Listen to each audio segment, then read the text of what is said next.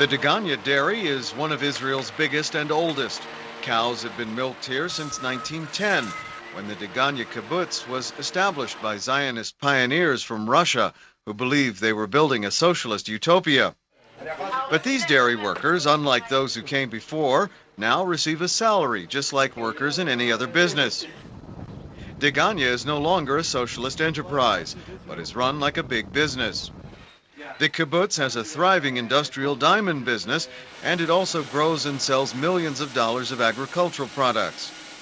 Recently, the 320 members of the kibbutz met here and voted to stop putting all their wages into a collective account and start receiving individual salaries based on ability, salaries they could spend as they wanted.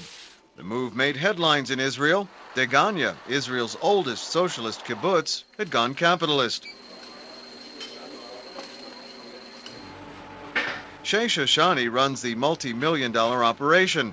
Shoshani, who has lived at Degania for nearly 30 years, says the reforms were necessary. I can say to you that many people say to us today, after we make the reform, that now they feel more commitment and more kibbutznik than in the past. Because, you know, all over the world, things change, ideas change, and we decided here not to stay stuck in the past. Degania members now pay for services such as electricity and water, and also a new tax to support the elderly and those less well off. The changes would have shocked Degania's early pioneers, a mix of socialists, anarchists, and communists who believed strongly in a collectivist ideology. Most members back the changes. The few who do not, like this woman, refuse to talk on camera about them. Others are like Yona Shapiro, whose parents were one of the founders of Degania. Shapiro says at first she was unsure about the reforms, but now has adapted to them. It's different.